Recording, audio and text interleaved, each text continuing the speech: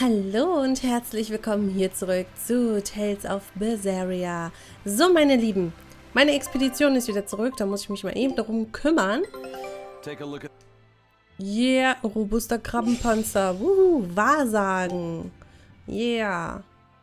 Ach ja, wir haben ja jetzt auch die Normaninsel, zu der wir reisen können. Wartet mal. Hier fehlt noch eins. Ja, dann würde ich sagen, ab zur Normaninsel. Juhu. So, meine Lieben, es geht weiter hier mit uns. Letztens war es ja nicht ganz so toll. Also, es war ziemlich traurig, wie ich fand. Ich fand es wirklich sehr traurig. Ich meine, man muss sich das nochmal kurz vorstellen, ja. Die Abtei, also die Exorzisten und so, oder halt die hochrangigen Exorzisten. Not good. The malevolence is getting stronger. My. The effects are already starting to show. Ja, das habe ich mir auch gerade gedacht. Ja, die haben eine Mutter und ihr Kind, ihre Tochter, in Dämonen verwandelt. Oder zu Dämonen gemacht irgendwie, um irgendwie diesen, wie heißt der jetzt nochmal? Serion oder so? Ich glaube, so heißt diese Dämonenart. Etwas ganz Besonderes soll das sein. Und da wollen sie irgendwie 8 Stück oder 7 Stück, ne, 8 Stück waren das, glaube ich. 8 Köpfe hat, glaube ich, das riesige Drachenvieh. Und das wollen sie halt irgendwie zusammenfügen, habe ich so das Gefühl.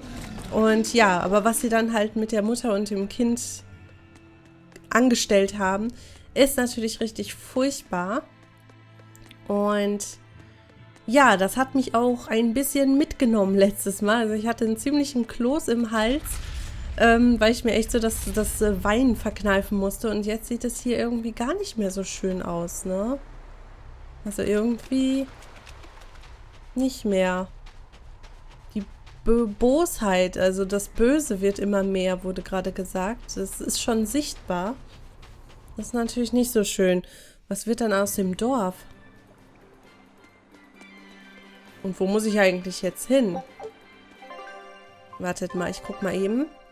Kehre zurück zu Grimoire im Dorf Haria. Ach so, also Grimm, alles klar. Kann ich da nicht einfach irgendwie... Ich hatte doch da mal... Genau, so ein Teleportzeug. Ich meine, eigentlich ist es nicht so gut, weil ich ja die ganzen Katzgeister noch sammeln muss. Aber egal. Aber hier sieht man es jetzt auch. Diese ganzen schwarzen Flecken, die hier in der Luft herumfliegen. Das ist nicht schön.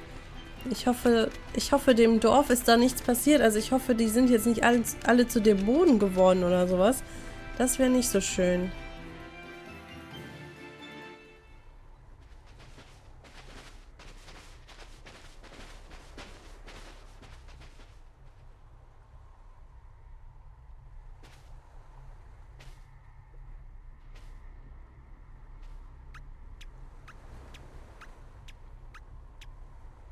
Grim, what's up? Did you come to share something else you found in that book? Not quite. I'm afraid the malevolence has grown too dense for me to hole up at the inn reading. Malevolence?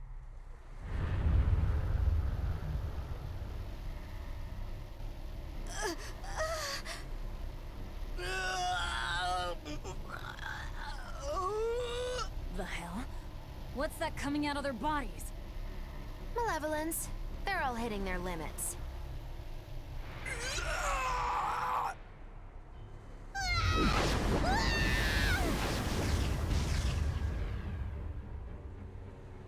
Demon blight!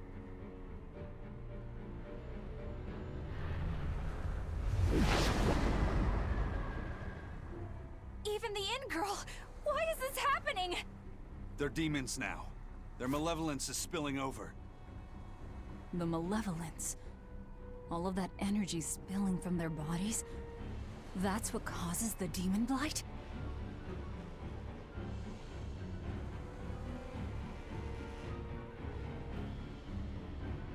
Do you know what demon blight really is? What demons are?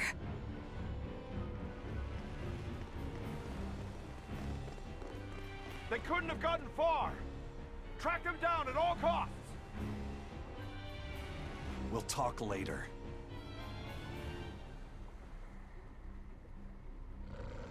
The exorcists are going to have their hands full with these demons. Let's get back to the ship while we can.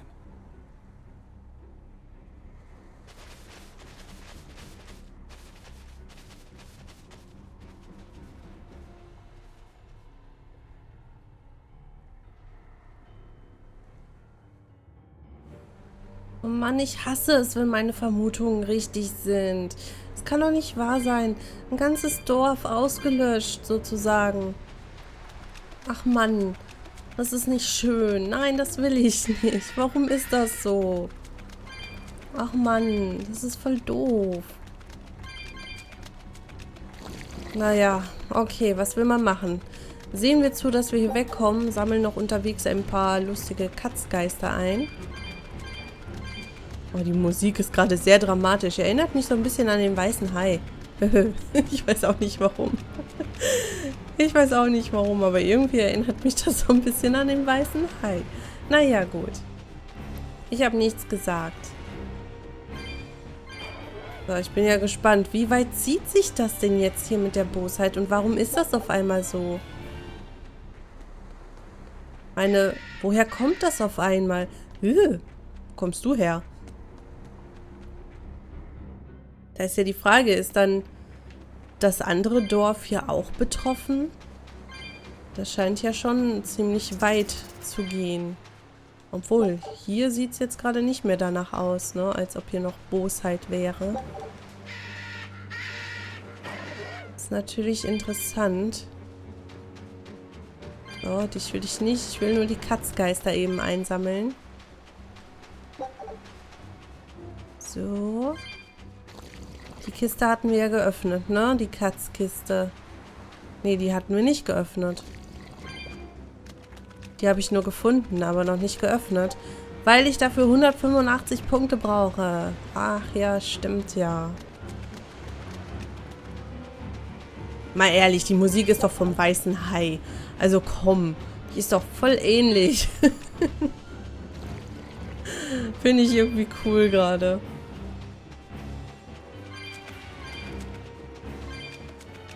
Na, ich glaube, die 185 kriegen wir jetzt für die Kiste nicht mehr zusammen. Naja, gut.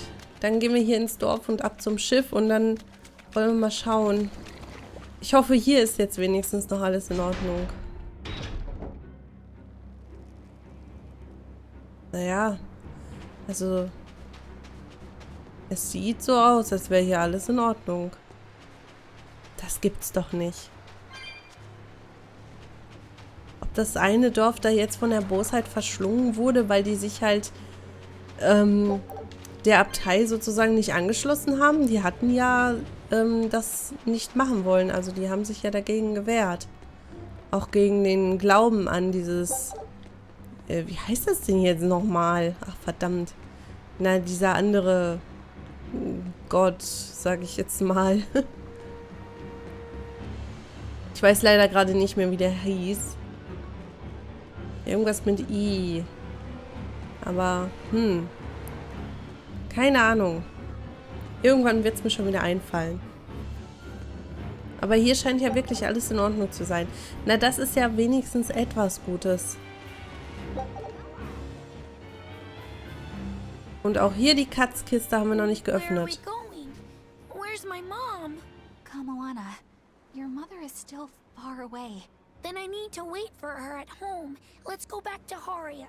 Scary demons are running through the village. It's too dangerous there now. But I want to see my mom. Your mom would be sad if you got hurt by a demon. Come with us, and we'll keep you safe until she comes back. Okay, I'll go with you. I wouldn't want Mom to be sad. Ach Gott, die arme Kleine, ey. Die muss ja noch wirklich sehr jung sein. Die hat das noch gar nicht begriffen mit ihrer Mutter. Oh Mann, das tut mir so leid, weil ich glaube, irgendwann kommt dann der Tag, wo sie es begreifen wird. Oh nein, was wird dann wohl passieren?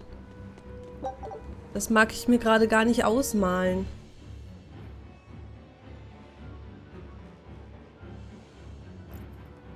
All right, you're going to tell me about the demon blight and malevolence. Are you seriously thinking of breaking the Moloch taboo? That depends. Moloch taboo? This is about more than just the demons. You could say it's the truth behind how this world really works. The knowledge can be devastating to humans, throwing into question everything they think they know. And so the Malachim agreed to withhold it from humans, for their own protection.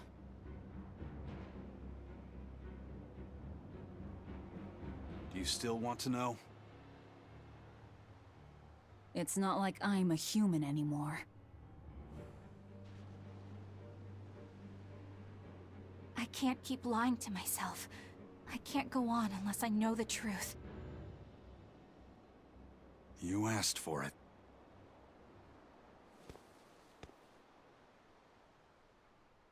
First of all, this illness you call demon blight does not exist. Any human carries the potential of becoming a demon. All it takes is for the malevolence lurking in their heart to overflow. And what exactly is this malevolence? Impure emotions beyond what reason can suppress. Think of it as the sin buried in men's souls. So you knew. I'm a witch. So malevolence is the darkness in all our hearts. Make any sense to you guys? Any at all? When you put it like that, yeah, it makes a lot of sense. By nature, humans are incited by negative energy. It is easy to turn them towards impurity, creating malevolence. In fact, most people are constantly generating malevolence. It might even be possible that demons are people's true selves, and what little reason they possess is all that keeps them in human form. If the masses realize this, the realm would be thrown into utter chaos. That's why the Abbey propagates the lie of demon blight. So I presume. That can't be true! You know yourselves there weren't any demons before the opening! It used to be that humans couldn't see demons, or Malachim. Not unless they possessed a unique spiritual talent we call resonance. All your average human would see was someone turning extremely violent.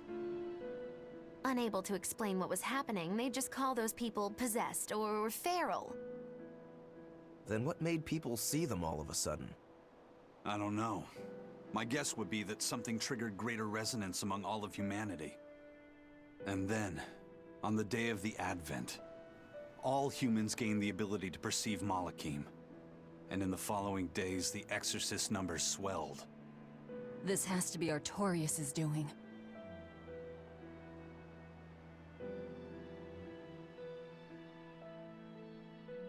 But if there's no sickness, why would an entire village turn into demons at the same time?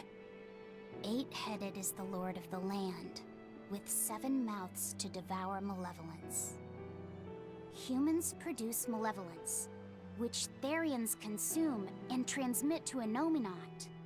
But when we removed Kamawana from the Earth Pulse point... Clever boy. That's right. With no Therian to absorb their malevolence, the villagers could no longer contain it. So you're saying it's all my fault?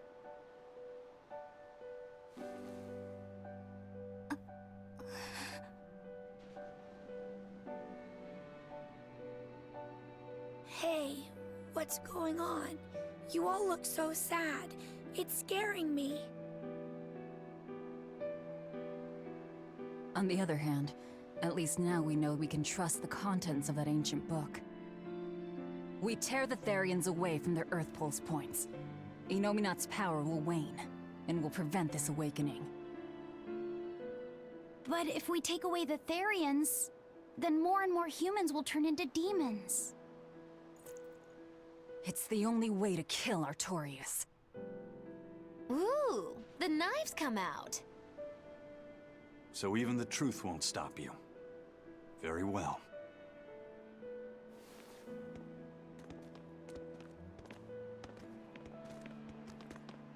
Since each Therian looks different, we'll only find them by capturing the Earth Pulse points one by one.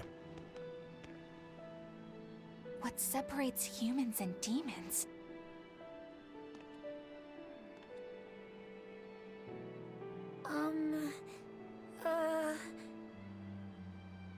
That's Eleanor. Cheer up, Eleanor. Your mommy's looking over you too, you know.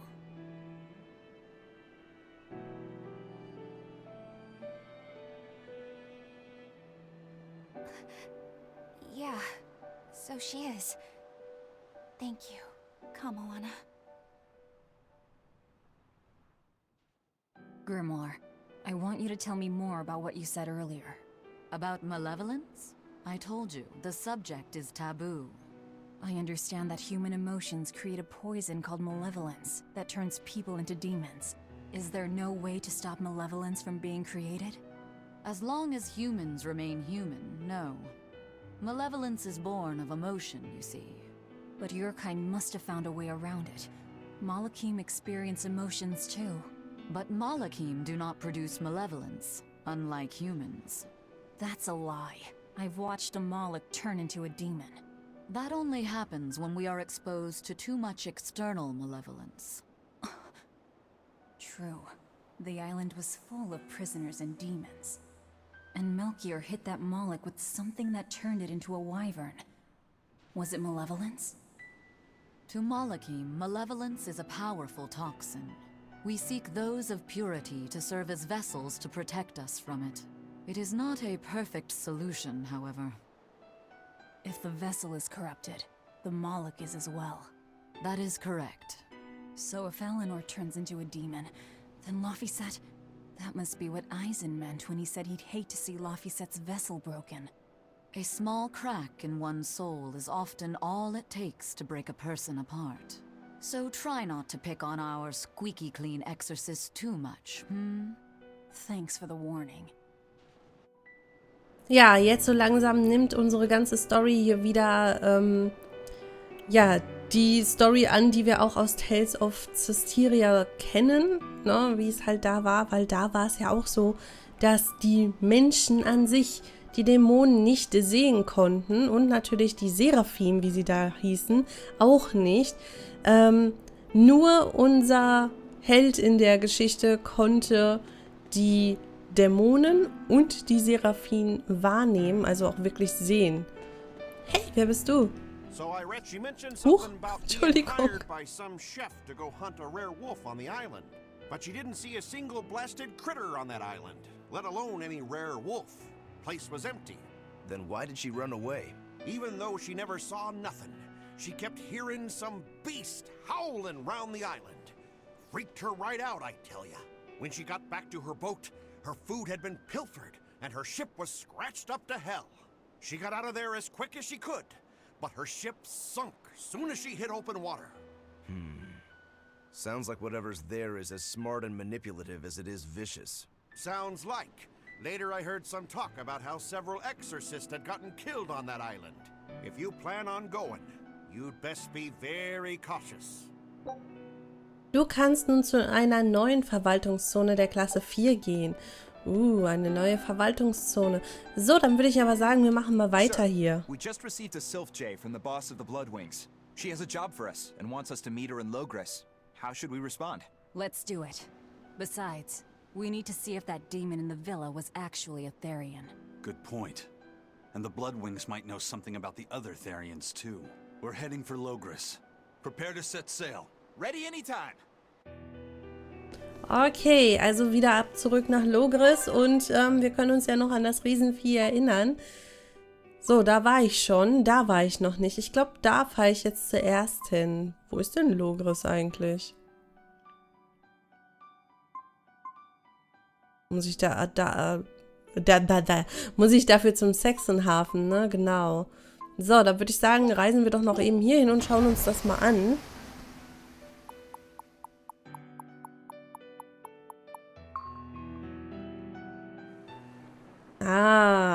Bestienviertel, Verwaltungszone Klasse 4.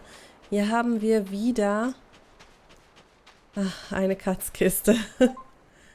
Oh, die können wir sogar mal öffnen. Ich habe eine Katz gefunden, eine lachende Brille habe ich bekommen. So. Und hier wartet jetzt wieder ein Kämpfchen auf mich. Also was heißt ein Kämpfchen? Ein paar Kämpfchen. Die machen wir auch eben. Dann kriegen wir nämlich wieder, wenn wir das schaffen, eine Belohnung. Genau, das wollte ich sagen. Mal gucken, ob das so leicht wird wie das andere. Bin sehr gespannt.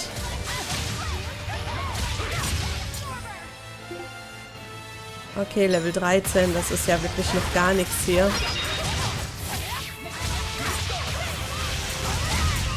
Also das wird bestimmt noch richtig schwer. Kann ich mir nicht vorstellen, dass das immer so einfach bleibt.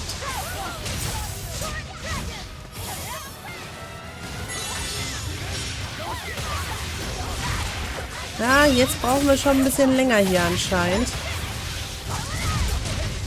Aber auch nur ein bisschen. Was sind das denn für lustige Viecher? Ein Buschaffe. 32. Alles klar. Die könnten ein bisschen härter sein. Deswegen schön platt machen hier. Yeah. Und nochmal drauf. Ach, ich weiß nicht. Ich glaube, das ist doch recht einfach. Also so schwer ist es dann doch nicht. Boah, noch mehr von diesen Buschaffen hier. Sag mal, wieso immer auf den, der am weitesten weg ist? Velvet. Ist doch total unnütz. So, was sind das? Triebhund, Biest. Okay.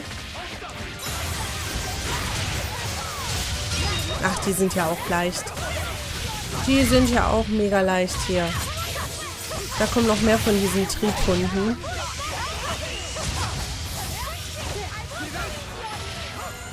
So. Und Angriff. Ich glaube, wir haben es gleich schon wieder geschafft. Also schwer ist das wirklich nicht.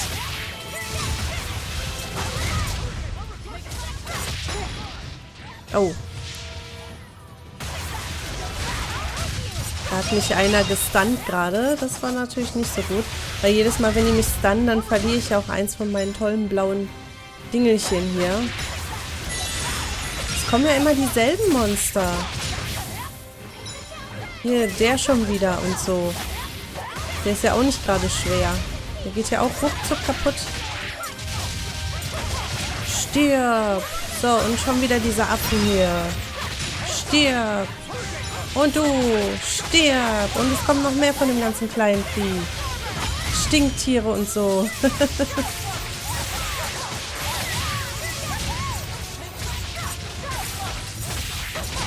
Ja, also, da soll mal einer sagen, das wäre schwer. Überhaupt nicht. Überhaupt nicht schwer. Echt keine Probleme. Gibt das eigentlich Erfahrung? Nee, gibt's gar nicht. Oh, das ist ja schade. Naja, was habe ich bekommen? Ein Federtritt. Wuhu. So, ich drehe mich hier im Kreis. Dann können wir jetzt weiter marschieren. Aber immerhin haben wir das jetzt auch gemacht. Das ist doch gut. Und es war wirklich überhaupt nicht schwer. Also von daher, so, dahin reisen wir jetzt. Ziemlich weit.